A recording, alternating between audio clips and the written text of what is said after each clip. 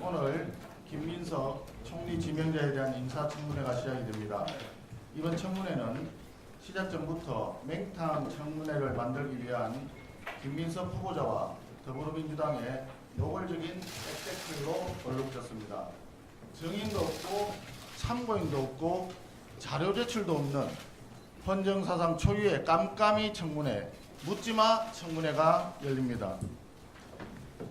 우리 당은 더불어민주당처럼 1000건이 넘는 무리한 자료 제출을 요구하지도 않았습니다. 최소한의 검증에 필요한 97건의 자료 제출을 요구했을 뿐인데 김민석 후보자가 제출한 것은 오직 7건 뿐입니다.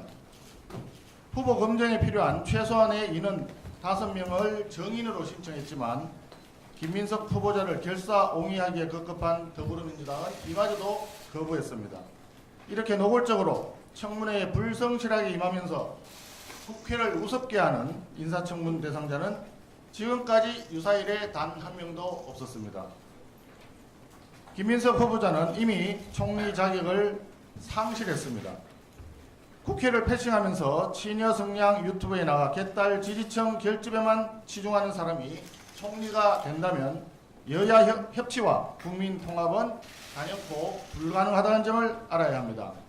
지금이라도 사퇴해야 합니다. 국민의힘은 청문회에 들어가서 김민석 후보자에게 지금까지 제기된 모든 의혹에 대한 철저한 해명을 요구하겠습니다. 특히 논문에 도북자와 반도자라는 탈북민 혐오 표현을 사용한 이유에 대해서도 철저히 따져 묻겠습니다. 유엔 대북 제재를 위반한 불법 대북 송금 사건에 연루된 대통령에 이어서 유엔 인권, 북한 인권 결의안을 거스르고 탈북민을 배신자로 규정한 국무총리가 들어선다면 국제사회가 대한민국을 어떻게 바라볼 것인지 심각한 우려가 드는 지점입니다. 어제 발표된 장관 지명에 대해서 한 말씀 드리겠습니다.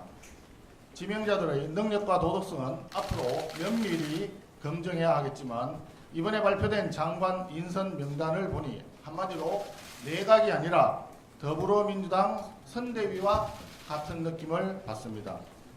능력이나 전문성보다 논공행상이 우선된 것이 아닌가 하는 국민적 우려가 있습니다.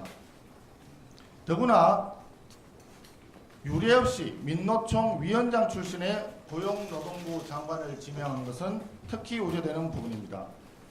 그동안 진행되어 온 노동개혁의 성과는 후퇴하고 노란봉투법, 중대재해처벌법, 주 52시간 근로제 등 주요 현안에 대한 새 정부의 반기업적 스탠스를 명확히 못 박아두는 인사가 아닌가 우려됩니다. 이미 고용노동부 장관 인선은 민노총의 정치적 청구소가 본격적으로 날아오는 신호탄으로 보는 시각이 있습니다. 외교 통일 라인은 한마디로 실패한 올더 보이들의 귀환이로 보입니다. 노무현 정부의 대표적인 자주파 인사였던 이종석 전 통일부 장관을 국정원장으로 지명한 데 이어서 역시 노무현 정부의 통일부 장관이었던 정동영 의원을 다시 통일부 장관으로 지명했습니다. 그리고 문재인 정부 시절 외교부 차관이었던 인물을 외교부 장관에 지명했습니다. 노무현 문재인 정부의 실패한 탈미 친중 외교가 재현될까 심히 우려됩니다. 마지막으로 유임된 송미령 농림축산식품부 장관에게 공개 질의합니다. 송미령 장관은 지난해 민주당이 일방 처리했던 농업사업법과 농업회의소법에 대해 윤석열 대통령에게 제2요구권 행사를 건의한 바 있습니다.